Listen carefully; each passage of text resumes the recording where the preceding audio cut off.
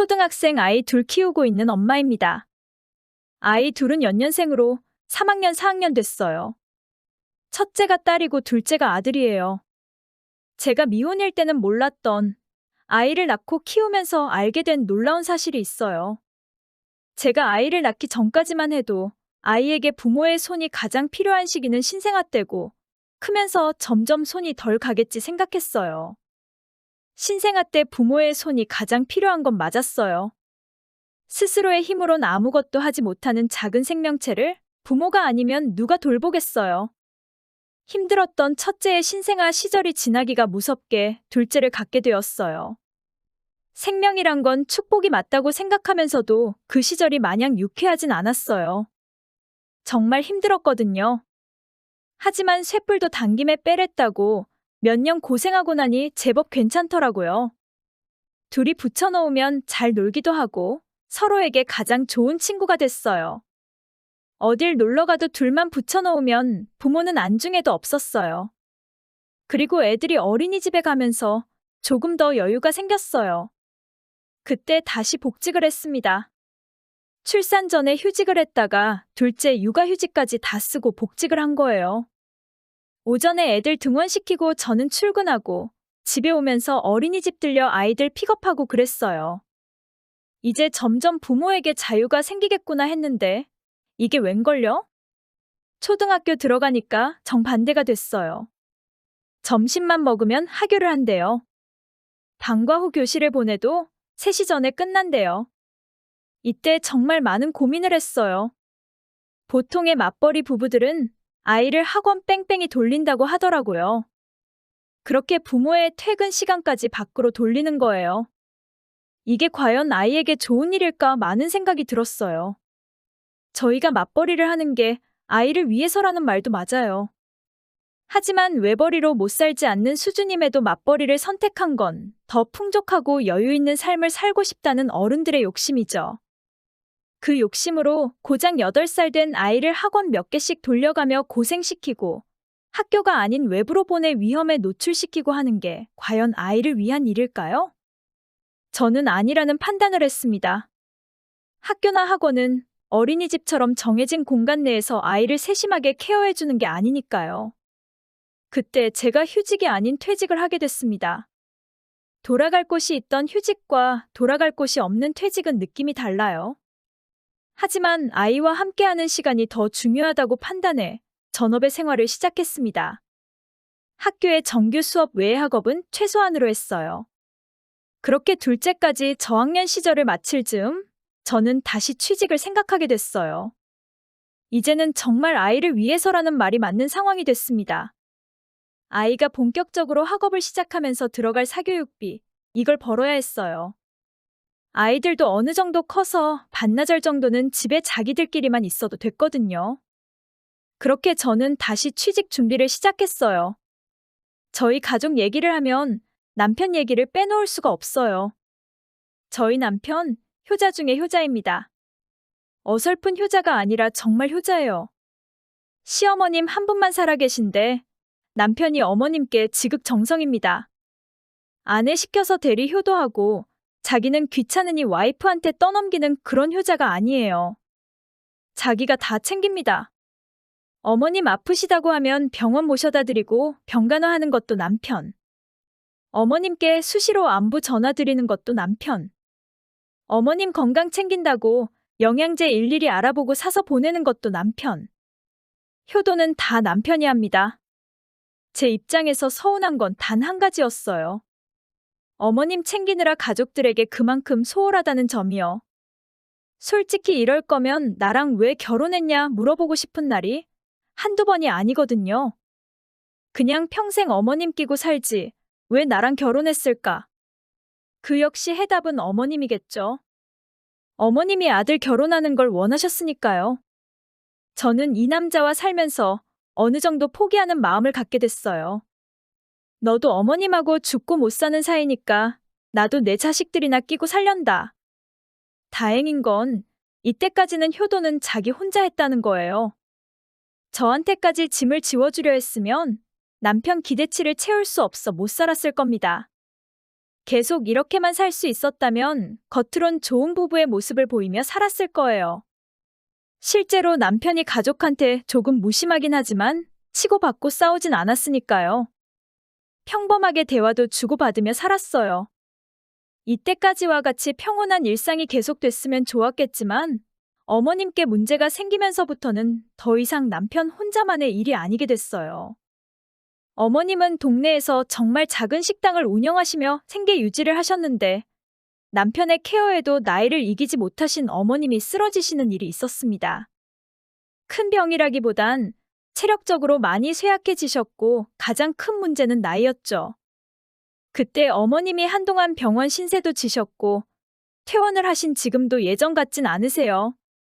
병원비며 간병비는 남편이 어머님 앞으로 미리 들어뒀던 보험으로 해결이 다 됐고 병문안을 저와 애들도 가긴 했지만 남편이 혼자 간 날이 더 많았어요. 혼자 갈 때도 저더러 같이 가자느니 왜 안 가냐느니 소리도 안 했네요. 어머님이 부재 중이시니 당연히 식당은 쉬었죠.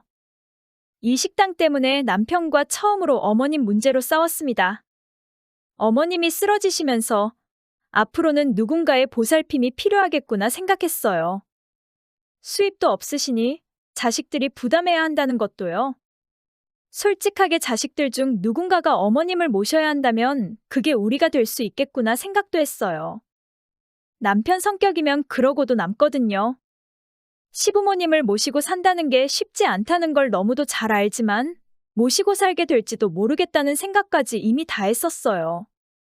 모시고 살지 않더라도 우리 부부의 수입 중 일부분이 어머님께 가게 된다는 것도 알았고요. 제가 여기까지 허용이 가능하다 생각했는데 이 정도면 며느리로서 빵점짜리는 아니지 않나요? 어느 정도 각오를 다 했는데 의외의 복병은 따로 있었어요. 바로 어머님의 식당입니다. 남편이나 저나 어머님이 이제 식당을 접으시고 쉬는 걸 바랬는데 어머님 본인 손으로 간판 올렸던 그 식당을 버릴 수는 없다고 하신 거예요. 그 식당에 어머님의 삶이 녹아있으니 간판을 내린다는 게 쉽지 않다는 거 알아요. 누가 하던 식당을 넘겨받은 것도 아니고 어머님이 밑바닥부터 시작하신 것도 알아요. 하지만 지금 어머님 상태로 식당을 운영하시는 건 절대 불가능입니다. 어머님은 이제 집에서 그냥 쉬셔야 할 상태세요. 그런데도 식당에 불이 꺼지는 건 내 눈으로 못 본다 하시는 겁니다. 차라리 나를 죽여서 눈을 감겨줘라. 그 전까지 식당 불 절대 못 끈다며 난리도 아니었어요.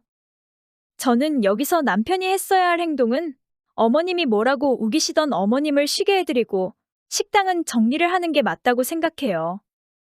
그래서 어머님을 모셔오던 아니면 생활비를 드리던 그 부분은 제가 충분히 예상하고 있었으니 저와 상의를 해서 어머님 케어에 대한 결정을 했어야 해요. 하지만 저희 남편 효자랬죠? 어머님 말씀을 거역 못하겠는지 식당은 유지하면 좋겠다고 합니다. 그냥 불만 켜고 있으면 되는 게 아니잖아요. 어머님은 그곳이 어머님이 운영하던 시절처럼 손님이 들락날락 거리며 음식 냄새가 풍기길 원하세요. 그렇다면 차라리 식당을 팔아서 누군가가 계속 이어서 운영을 할 수 있게 하자 했어요. 그렇게 되면 더 이상 어머님의 식당은 아니겠죠. 근데 어머님이 그것도 용납 못하겠다 하시는 거예요. 본인 명의로 계속 남아있으며 식당을 운영할 사람을 구해야 한다는 건데 이게 말이 됩니까? 큰 대기업도 아니고 전문 경영인이라도 어디서 모셔와야 해요? 누가 주인도 없는 식당에 와서 일을 합니까? 하나부터 열까지 다 자기가 떠맡아야 하는걸요. 누가 봐도 불가능한 일이잖아요. 자식들 중 누구도 어머님 식당을 물려받으려 하지도 않았어요. 다들 어엿한 직장에 있는 사람들인데 작은 식당에서 벌면 얼마나 번다고 다니던 직장 때려치고 식당을 물려받아요? 다들 컴퓨터 앞에 앉아서 일하는데 누가 식당 일을 하려고 하겠냐고요. 저희 남편 외에 다른 자식들은 그냥 어머님 신경 쓰지 말고 식당 정리하라고 성화였어요. 어머님 생활비 자기들이 모아서 드리면 되지 않겠냐며 어머님 고집 부리시는 거 못 들어드린다 하고 정리하라고요. 근데 저희 남편만 꿋꿋이 어머님 편을 드는 거예요. 자기가 식당 운영할 사람 구해보겠다며 정리하는 건 절대 안 된다고요. 다들 노라고 외치는데 저희 남편만 예스를 하는 상황인 거예요. 옆에서 지켜보는 저는 어떻겠어요? 정말 환장해요. 그렇게 이성적이고 똑똑한 사람이 어머님 말이라 하면 껌뻑 죽어요.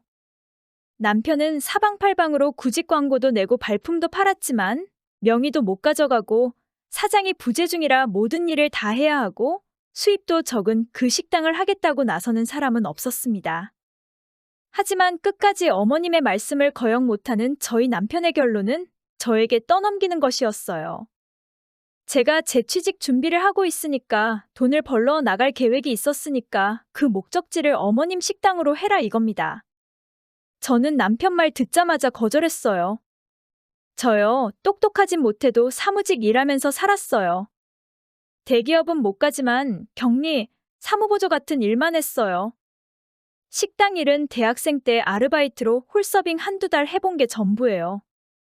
그마저도 힘들어서 저녁이면 뻗어 자곤 했는데 식당 운영을 하라고요? 말도 안 되는 일입니다. 남편은 제 거절에 애원을 했어요. 어머님 살아 계실 때까지만 해달라. 식당에서 나오는 수입은 전부 제 마음대로 써도 된다. 살면서 어머님 일로 자기가 저한테 부탁 같은 거 한 적 있냐? 처음이자 마지막이다. 근데요, 어머님이 언제 돌아가실지 아무도 몰라요. 어머님이 기력이 쇠하신 거지 병에 걸리신 건 아니거든요. 그럼 앞으로 10년을 사실지, 의학 기술에 의존해서 20년을 사실지 몰라요. 그리고 수입. 거기 장사도 잘 안 돼서 동네 주민들 몇몇 분만 오시는 그런 식당이에요. 자식들한테 간간히 도움받는 거 아니었으면 그 식당 운영도 못해요. 저는 차라리 식당 불만 켜두자 했어요. 알바 하나 써서 자리만 지키게 하고 불만 켜고 끄고 하라고요. 어머님이 가서 자리 잡고 있으실 것도 아니고 운영하는 척만 하라고요. 남편은 안 된대요. 어머님 성격이면 확인하러 매일같이 나가실 거고 그렇게 하면 금방 들킬 거래요. 이것도 싫다. 저것도 싫다. 어쩌라는 건지 모르겠다. 난 절대로 식당 할 생각이 없으니 당신이 알아서 해라 하고 저는 손을 뗐어요. 벽에 부딪힌 남편이 그때부터는 제게 화를 내는 거예요. 처음이자 마지막 부탁인데 어떻게 생각도 안 하고 거절을 하냐? 남도 아니고 내 부모인데 그 정도도 못 해주냐? 그럼 내가 식당 하겠다. 지금 직장 때려치고 내가 어머님 식당 이어서 하겠다. 생활비는 당신이 알아서 해라. 앞으로 난 어머님 식당만 신경 쓰겠다. 여러분, 이게 가장이란 사람이 할 소린가요? 초등학생 애가 둘이에요. 근데 어머님 식당 물려받아서 하겠다며 저와 아이들을 버리겠다고 하는 게요. 버리는 거 맞죠? 집에서 잠만 자고 돈도 안 되는 식당 나간다고 애도 안 챙길 테니까요. 아무리 부모가 중해도 자식도 그만큼 중하게 생각을 해야죠. 어느 한쪽만 택하는 게 아니라 양쪽이 공존할 수 있는 결정을 해야죠. 남편의 이 발언은 저희가 꽤 괜찮은 부부라고 생각했던 제 마음을 박살나게 해줬어요. 어느 부모가 자식을 나 몰라라 하겠다 큰 소리를 쳐요?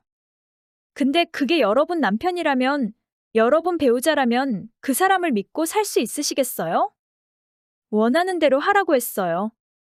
나가서 어머님 식당을 운영하던 어머님하고 살던 알아서 하라고요. 갈 때 가더라도 도장 찍고 가라고 했습니다.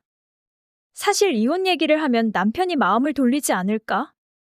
이혼을 안 하고 살더라도 이 남자를 믿고 살 수 있을지는 모르겠다. 이런 많은 생각들이 스쳐 지나갔는데 괜한 걱정이었어요.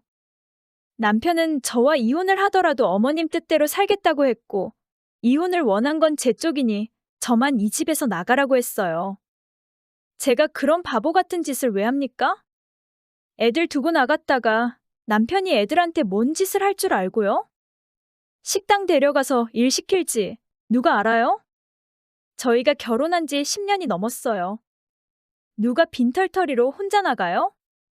이혼 전문 변호사로 유명한 곳 찾아가서 비싼 돈 주고 상담도 받고 의뢰도 하고 왔어요. 재산 분할에 양육비, 양육권까지 뭐 하나도 포기할 생각이 없었습니다. 혹시나 양육권을 넘겨받지 못할까봐 취직도 서둘러서 알아보고 바로 나와줄 수 있냐는 곳에 들어갔어요. 그 과정이 결코 깨끗했다는 말은 못하지만 남편은 주변에서 문매도 많이 맞았어요. 특히 남편 형제들이 우르르 몰려와서 남편더러 미련한 짓 하지 말라고 난리도 치고 갔어요.